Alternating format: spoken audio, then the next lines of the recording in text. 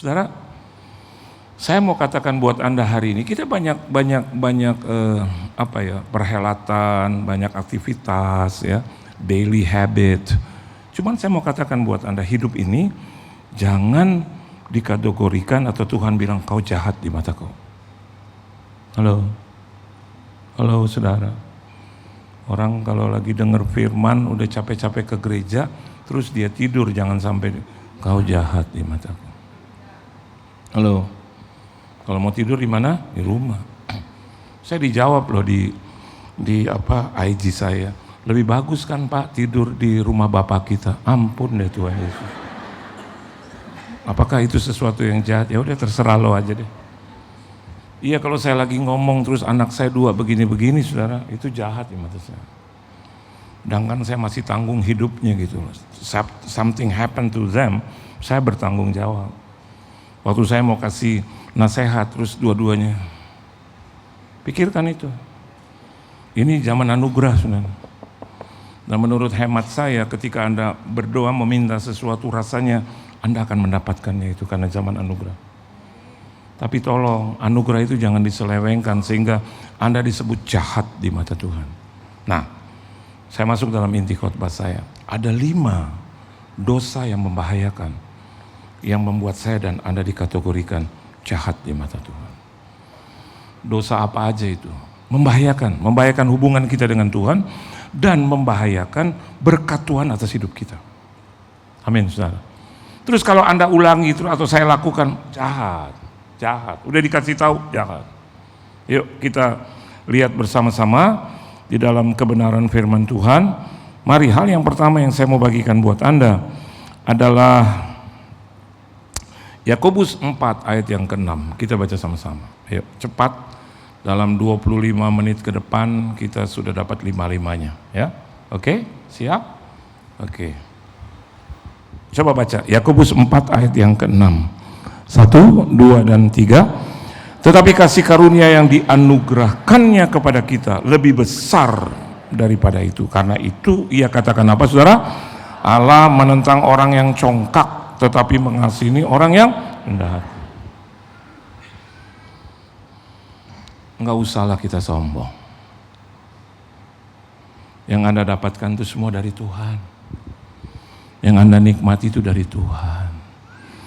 Apalagi hidup pas-pasan, tampang pas-pasan, keturunan juga pas-pasan, pekerjaan juga penghasilan pas-pasan, rumah juga pas-pasan kayak kita dulu. Cuma ukuran 3x4, kemana-mana dekat. Terus mau sombong lagi. Kalau Anda diberkati jadi pemimpin pujian, singers, pemain musik, bilang itu semua karena Tuhan. Kalau Anda adalah jemaat diberkati, dapat cowok yang luar biasa, jangan karena tampang kok, bukan. Itu semua karena belas kasihan Tuhan. Kalau hari ini saya dipakai, Tuhan pakai, selalu saya bilang. Bahkan tadi di mobil saya bilang, Mah itu yang jam 3, yang jam 2 siang kalau kosong, isi ke gereja-gereja yang kecil. Saya mau. Udah hilang itu di dalam pikiran saya untuk gereja-gereja besar. Kalau diundang, puji Tuhan. Amin. Khotbahnya bagus Pak. Selalu saya bilang, coba Anda bilang begitu sama saya setelah khotbah. Pasti saya ngomong, Tuhan Yesus baik. Karena Tuhan Yesus yang baik. Saya lihat ya di belakang saya, nggak ada apa-apa. Orang yang sederhana aja nggak punya apa-apa, itu semua karena Tuhan Yesus. Semua karena Tuhan. Punya rumah karena Tuhan. Saya puluhan tahun nggak pernah punya rumah. Tiba-tiba saya punya rumah. Nggak boleh saya berkata bahwa rumah ini hasil kerja keras karena kehebatanku kapan. Kalau dia udah tutup jalan, siapa yang bisa buka? Kalau dia sudah buka, siapa yang berani tutup? Mana? Saya suka ajar 2 anak saya. Kalau kalian hidup itu semua anugerah Tuhan. Jangan sombong, jangan belagu. Jangan pernah tidak beribadah, kau harus beribadah. Jangan sok-sokan online. Orang masih sehat, masih muda. Ngapain online? Halo? Ada teman saya, ya, di satu daerah, saya nggak usah sebut. Dia seorang pedagang lah katakan, ya, makanan. Lalu dia selalu bilang, Pak mampir, dan istri saya kalau ke kota itu pasti harus mampir, nggak bayar, free. Tapi bilang, Pak doain biar makanan ini berkembang. Tiap hari kita doain, selalu kita mampir. Apa kita mau bayar, dia bilang nggak boleh Pak, nggak boleh. Oke. Sehingga satu saat dia minta pinjaman dari bank karena digerakkan juga ada sesuatu yang baik tentang bisnis dia. Dia mau buka. Dia bilang, Pak tolong doakan, kita doakan. Nggak lama bank sudah mau kasih, tiba-tiba ada sesuatu hal yang membuat bank jadi nggak kasih. Terus dia bilang sama saya, aduh Pak, udah doakan, udah hampir, tinggal dikit lagi, tiba-tiba ketutup itu. Saya bilang, enggak, terus aja berdoa, kalau memang Tuhan mau. Dan akhirnya terbuka lagi, akhirnya dikasih. Dan dia mendapatkan tempat jauh dari jalanan, dengan harga kalau tidak salah ya, itu untuk 5 tahun, 240 juta, 5 tahun. Dan dia tawar saudara, dia 250 juta, dia tawar 240 juta, nggak dikasih. Udah, tiba-tiba beberapa minggu kemudian, dia lewat lagi di jalan itu, bahkan sekarang di jalan besar, itu masuk 2 kali. Ini di jalan besarnya sebelum ke situ, jarak kurang lebih 300-an meter. Dia nggak sangka bahwa itu akan disewakan. Saudara tahu berapa? Dia hanya cuma minta 150 juta. Lebih besar, terus pinggir jalan, dan perpanjangan nanti 5 tahun, bicara kemudian, dan dia dapat yang pertama. Dia terima tanpa nawar. Karena dia pikir, aduh bagus banget. Suaminya terus bilang, mau tawar sampai kapan? Sampai berapa gitu. Udah puji Tuhan, dapat semua. Saya yang doakan untuk pembukaan pertama. Begitu pembukaan pertama, terus dia masih 7 hari kasih free buat tamu. Saya yang bilang, kasih free cuman 3 hari aja, setelah itu udah jual, buka. Jangan Pak, jual. Siapa yang bilang, udah roh Tuhan bilang jual. Udah, buka, full. Begitu dia buka full, sudah dari pagi dia buka sampai malam ke ujung itu, kendaraan berderet sampai limpah keluar, sampai terus di sepanjang jalan itu penuh sesek, sampai dia nggak bisa tangani. Dia buka jam 8 sampai jauh malam itu penuh.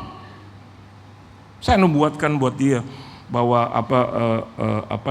break even point itu akan cepat. Dan waktu dia buka, dia bilang, bener Pak Pendeta. Udah, saya tinggalkan itu. Tapi ada satu yang hati-hati, kalau kita tidak pelihara, berubah menjadi jahat di mata Tuhan. Apa saudara? Hari Minggu dia online. Istri saya tanya, kenapa online? Nggak sempat toh Bu, nggak bisa Bu, penuh, nggak bisa ke gereja toh Bu. Mungkin di otak Anda bilang, kenapa memang online? Loh kenapa? Tuhan juga jawab, kenapa dulu waktu susah bisa offline? Kenapa sekarang udah senang jadi online? Halo? Istri saya beranjak dari situ, hati-hati loh Bu. Hati-hati, Pak Pendeta pernah khotbah, jangan jahat di mata Tuhan. Dapat jodoh karena minta terus-menerus, begitu dapat hilang dari gereja ini. Hati-hati saudara. Ditanya di mana? Di Maldives. Sama siapa yang hari Minggu kemana Pak? Maaf Pak Pendeta, pengurus ada di Bali. Terus kita buka resto yang baru, doain ya. Penuh. Pindah lagi mau buka di mana? Singapura. Terus ibadahnya bagaimana Bu Pak? Salam saja sama Tuhan Yesus, jahat loh. Jahat. Hati-hati loh. Yang menurut kita baik, hati-hati kalau Tuhan bilang jahat. Yang menurut kita nggak baik, Tuhan bilang baik. Ini karena apa? Sombong. Tapi untung ibu ini ngerti. Kenapa? Karena baru. Iya Bu Pendeta, amin. Tapi bukannya sama aja? Ya menurut kamu sama. Dulu selalu beribadah, selalu mau lihat face to face ke gereja ibadah. Kan udah enggak COVID. Halo, saya bukan bilang kepada yang lagi online itu jahat, enggak. Kalau memang sudah tua banget rentak, jalan aja nggak bisa karena lutut udah nggak bisa kompromi, it's okay lah. Terus kalau mau ke gereja juga nggak ada ongkos, nggak ada yang jemput, it's okay lah. Udah tua gitu, oke lah. Masih muda. Tuhan itu beri pujian kepada, lihat nih, orang-orang muda yang di depan ini, beri tepuk tangan nih buat mereka nih. Bisa kan pergi kemana-mana ke mall. Saya mau katakan buat Anda mau ke mall jam 1. Amin saudara. Dan Tuhan bilang mau jam berapa aja pulang terserah lo. Betul nggak? Kenapa harus dipotong waktu Tuhan? Jahat. Orang biasa jam segitu kok jahat loh. Bahkan saya bilang sama istri saya, Minggu seumur hidup saya jadi hamba Tuhan, saya nggak pernah lalai untuk hal itu. Saya takut dibilang jahat loh. Kaki saya saudara bengkak. Saya bilang sama istri saya, gotong ke tempat ibadah. Pak, bengkak, biarin. Nanti orang-orang lihat, nggak apa-apa. Gue biasa doain jemaat, biar sekarang jemaat doain gue. Tabur tuai. Iya. Justru di masa susah saya dan Anda juga harus bersama-sama dengan Tuhan. Di masa pada saat Anda senang, bagikan juga tabur buat Tuhan. Kenapa enggak gitu loh? Jangan sombong. Amin. Kita bukan siapa-siapa, bukan siapa-siapa. Dapat peran di kita, belagunya setengah mati. Saya kalau ibadah itu, kalau jemaat, Pak Pendeta, enggak ada, saya tolak dalam nama Yesus. Pergi kau. Saya pernah dampingi seorang hamba Tuhan. Saya pegang tasnya, ada ibu-ibu sederhana. Pak Pendeta, doain saya, Pak Pendeta. Dan pendeta ini bilang, saya tidak digerakkan Tuhan untuk mendoakan engkau. Saya cek Alkitab loh. Enggak ada Yesus ngomong gitu.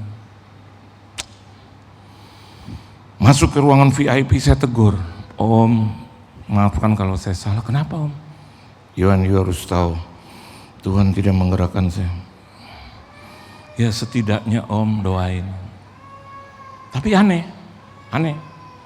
Begitu kita lagi duduk berdua, masuklah seorang istri semi konglomerat.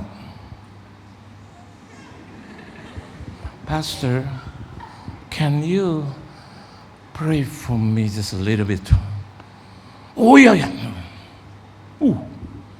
Doanya bukan diwakili saya, dia sendiri. Dalam nama Yesus, dalam nama Yesus. Didorong-dorong berapa kali, dalam nama Yesus, dalam nama Yesus. Saya disuruh di belakang kalau sampai dia jatuh. Begitu selesai, Pastor, I wanna give you something. Terus saya, no. Waktu dia bilang no, saya bilang, buat saya aja. Dia terima cek gitu. Terus saya mau adili dia, tapi Tuhan bilang begini, no, itu pelajaran buat kamu. One day ketika engkau jadi hambaku, don't do it, jangan lakukan itu.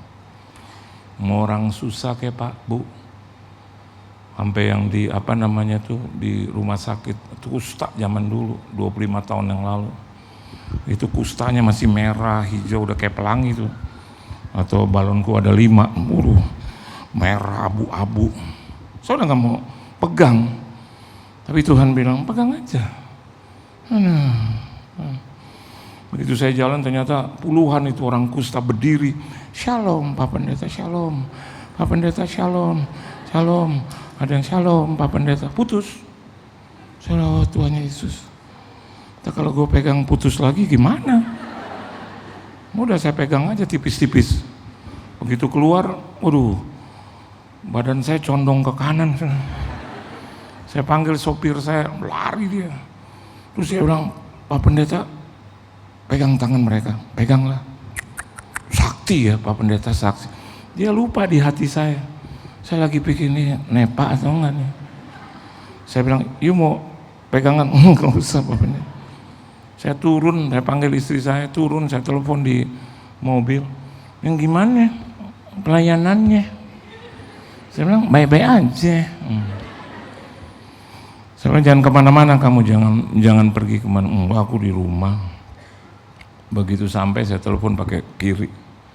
Gimana kamu? Ini di dalam, keluar. Saya cium nih. Selesai, baru saya pegang. Bener? Dia gini, apa sih? Tumben apa sih? Saya bilang apa sih? Apa sih? Dia bilang, kenapa sih kamu gitu? Kan kau yang pegang jadwal.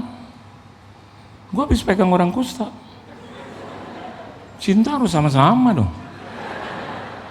Kalau gue kena, lu juga kena, enak aja. Dia gini, kamu belum cuci tangan? Belum. Tapi lihat wajah dia tuh, lihat dong wajah dia. 60 berapa tahun kamu sekarang? Mau 64. Dia paling senang kalau ibu-ibu, aduh Ibu Sri awet muda. Dia cuma mau ngomong, karena kusta. Nggak usah sombong, amin Sarah ya. Semua karena Tuhan. Yuk beri tepuk tangan yang meriah buat Tuhan. Yang kedua, Amsal 14 ayat 30. Baca sama-sama. Amsal 14 ayat 30. 1, 2, dan 3. Hati yang tenang menyegarkan tubuh, tapi sebaliknya, tetapi iri hati membusukkan tulang. Yang kedua apa saudara? Keiri hatian. Ada orang punya wajah cantik, puji Tuhan, amin saudara. Nggak usah Anda harus pergi ke Korea, mau sama kayak dia. Ya hidung dimajuin, ini dagu dimajuin. Nanti kalau hujan repot, banjir di sini banjir. Terus ini maaf nih, ini aduh ya, aduh jalan juga nggak enak lihatnya gitu. Nanti kalau mati ini gitu saudara. Kok nggak bisa itu ya, nggak bisa celentang, nggak bisa nih Om. Kenapa? Ininya naik Om. Udahlah. Ini nggak pernah operasi, nggak pernah saya punya banyak dokter estetika, teman, sahabat. Kalau keluar negeri, Pak sekalian ya, nggak usah. Saya takut nggak dikenali oleh siapa? Petrus. Ini siapa ya? Saya Pendeta Yohan Lumrah. Diciptainnya nggak begini nih. Istri saya nggak pernah juga bilang sama saya, Pak, boleh nggak Mama nggak usah. Kenapa? Saya bilang ongkosnya mahal. Begini udah cantik, udah 60-an, siapa yang mau lihat? Betul nggak? Udah 64, udah ada saya kok, udah puji Tuhan. Yang saya liatin tiap hari. Dia suka tanya cantik, cantik banget loh. Banget sih loh ya. Lihatnya dari sedotan, cantik banget. Awet muda nggak? Sangat awet muda. Nggak pernah kemana-mana, kita berdua terus, betul? Ya. Anda lihat itu reels yang dibuat TikTok sama anak saya kemarin ya. Lihat saya jalan gitu, dia selalu beres-beres gitu. Kadang-kadang kita juga udah naik ke lantai 3 juga ya. Ya nggak apa-apa lah, umur 60-an ya begitu. Kalau umur 60-an bisa cepet gitu ya, kita akan bilang, lo istri gua atau bukan, gila 64 begitu, 100 meter cuma 3 detik gitu. Coba, udah kalau ada orang yang diberkati harus bilang puji Tuhan. Amin saudara. Kalau Anda lihat ternyata ada orang yang menurut Anda sebenarnya pada hakikatnya nggak layak, tapi dia ternyata diberkati, udah nggak apa-apa. Itu nggak ada urusan dengan kita, urusan kita tetap dengan Tuhan. Amin. Yang ketiga, saya cepat aja karena masih ada 9 menit. Biasanya 2 menit sebelum saya khotbah muncullah malaikat-malaikat untuk naik ke atas gitu ya. Oke, kita baca sama-sama 1 Timotius 6 ayat 10 ya. Yuk baca sama-sama. 1, 2, 3. Karena akar segala kejahatan, 1 Timotius 6 ayat 10, 1, 2, 3. Karena akar segala kejahatan ialah bukan uang loh, tapi apa? Cinta uang. Terus, sebab oleh memburu uanglah beberapa orang telah menyimpang dari iman dan menyiksa dirinya dengan berbagai-bagai duka. Sebab oleh uang bukan, tapi sebab oleh memburu. Ini bicara tentang keserakahan. Amin saudara. Ada porsinya masing-masing. Berkat Tuhan itu masing-masing Tuhan sudah siapkan buat kita. nggak usah serakah. Satu hari saya cerita nih, mungkin biar dapatlah waktunya. Saya lagi di atas, datang ke satu gereja yang sederhana. Terus waktu saya duduk, kebetulan memang hamba Tuhannya belum datang, gembalanya. Saya duduk di ruang dalam, ruang pendeta. Begitu duduk, terus saya lihat-lihat ini tempat ini. Aduh, sederhana sekali, sangat sederhana. Ya hati saya, oh Tuhan. Nggak lama pendetanya datang. Om Yohan, apa kabar Om Yohan? Om, ya baik, ya duduk. Om Yohan udah minum? Udah ngopi? Udah. Terus saya tanya, nah ini keisengan yang menjadi serius. Sebenarnya saya nggak harus tanya, tapi saya tanya, saya yakin itu karena roh Tuhan. Ini gereja bagaimana ini? Udah dibeli atau kontrak sewa? Ini Om, masih sewa Om sewa. Saya kan cuma tanya kenapa dia harus nangis gitu loh. Ya gini Om, masih sewa Om, masih didoain Om. Saya dalam hati nyesel gue nanya. Dan saya tanya lagi yang kedua, berapa setahunnya? Aduh, udah ngomong terus, aduh, gatel-gatel. Aduh, ini Om setahunnya 150 juta Om. Oh, terus ya Om lagi didoain terus Om, ini juga belum diperpanjang Om. Oh, jangan kasih informasi yang begitu dong, ya kan? Ngajak roh Tuhan naik, bener dia naik sekarang. Dari kaki tuh roh Tuhan. Sampai ke sini ke mulut, ke kepala, pusing kepala. Saya berkali-kali usir, masuk lagi, turun lagi. Akhirnya ke mulut, naik lagi ke kepala. Saya takut pecah pembuluh darah. Jadi saya, harus ke mulut, ngomong. Udah gini dah, 150 ya, saya sumbang separuh lah. Padahal uang saya 900.000 sudah. Ya di atas ya. Terus saya bilang 70 juta lah ya. Terus dia, apa Om? Aduh, Om, terima kasih Om. Dia tanya sama istrinya, Om Yohan ngomong apa? Istrinya, itu yang doa kita sepanjang tahun, Om Yohan tanggung setengah. Terus, aduh Om Yohan terima kasih Om Yohan. Begitu saya lihat dia nangis, saya nyesel juga loh. Nyesel membuat dia nangis gitu loh. Kenapa dia nangis ya? Terus, Om terima kasih Om. Udahlah pada dia nangis terus, saya lihat jam 7 kurang 10. Ya masuk. Daripada dia nangis terus. Udah duduk, terus saya khotbah selesai habis. Terus gembala ini emang gak ada berhentinya itu. Kalau ujian tuh gak pernah berhenti. Kalau berhentinya karena kalau Tuhan turun. Terus dia bilang, Om Yohan aku boleh yang ngomong tentang itu ya Om Yohan yang 70. Terus dia berdiri, saudara, puji Tuhan, apa yang kita doakan saudara, saya sebenarnya mau taruh kardus, mau taruh peti, biar ada itu sumbangan buat gereja, tapi ya saya nggak tega karena mau Natal, itu bulan Oktober, karena mau Natal, saya nggak mau taruh peti-peti di situ saudara, jadi tapi Tuhan baik, Tuhan kirim Om Yohan, haleluya, puji Tuhan, saya juga terenyuh dan mereka berdiri, wah. Orang-orang sederhana semua tinggal kerjanya di terminal semua. Ada ibu-ibu pakai baju gitu kayak kebaya tuh. Baik. Saya tunjuk lagi, baik. Udah nih selesai. Ini yang dia ngomong ini, yang kadang-kadang membuat terpancingnya roh Tuhan. Amin ya saudara. Sisanya saudara kita berdoa ya, kita cari minta lagi sama Tuhan Yesus. Itu roh masuk lagi. Saya ini ke atas nih, pasti ke atas, bener ke atas. Waduh, gue nggak tahan pecah lagi nih, pasti turun lagi. Akhirnya saya, mau nggak mau lah kalau udah roh Tuhan. Saya mau katakan buat Anda, saya bukan orang yang serakah. Bos, udah 150 juta saya yang tanggung semua. Wah, yang di belakang, wah, saya nggak mau nengok lagi, udah, wah, gitu aja. Saya sedih juga, kenapa gue jadi begini ya? Nggak nyambung nih, 900, 150 juta. Aduh, mana cicilan ini kemarin gereja ini belum selesai. Itu kan tiap bulannya 10 juta. Aduh Tuhan, ini kalau begini terus salibkan aja gue deh ya. Tergantung aja gitu. Udah turun. ke ruang VIP, saya turunnya begini.